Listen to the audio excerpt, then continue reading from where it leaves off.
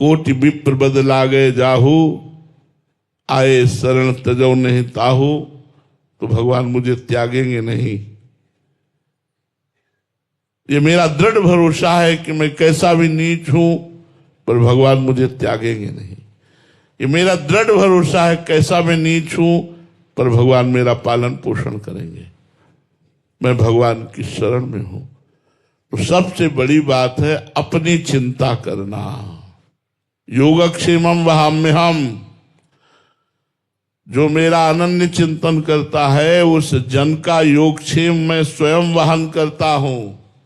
इस बात पर विश्वास करो और अपनी चिंता का भार प्रभु पर डालकर निश्चिंत हो जाओ और खूब नाम जप करो। अपने कर्तव्य का पालन करते हुए कृष्णार्पणम मस्तु भाव से सब काम करो। फिर देखो आनंद आता है। कैसा अद्भुत आनंद आएगा जब पाप नष्ट हो जाएंगे।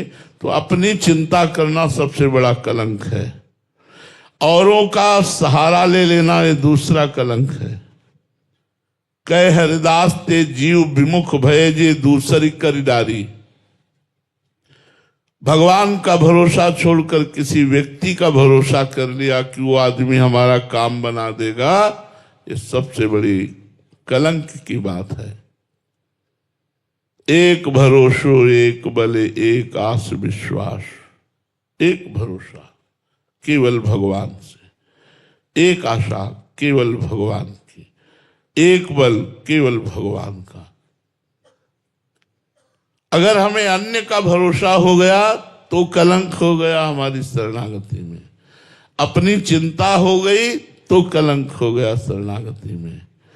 तो ये सबसे बड़ी कलंक की बात है। इसे छोड़ देना चाहिए भगवान के भरोसे पर।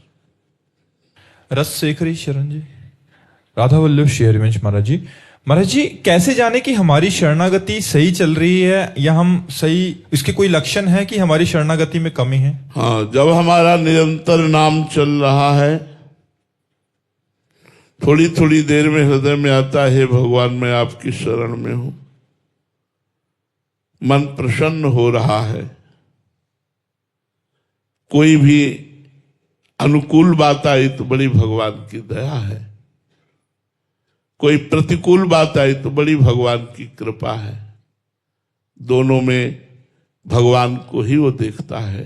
अनुकूलता, प्रतिकूलता, विपत्ति, संपत्ति, अपमान, सम्मान, निंदा, स्तुति, सब में अपने भगवान का विधान देखकर जो प्रसन्न रहता है वही शरणागत है।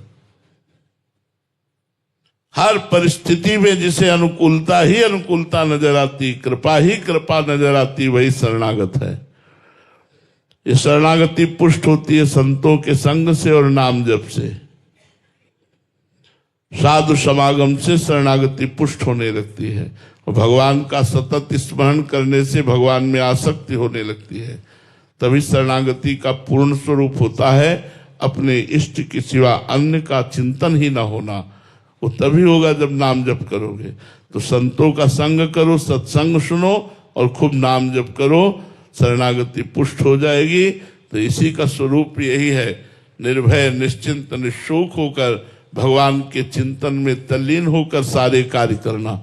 कार्य करते हुए भी अहंकार ना होना, कठपुतली की भांति रहना कि मेरे तो कुछ बस की बात नहीं, मेरे प्रभु मेरे से करवा रहे हैं, ऐसा भाव रखना।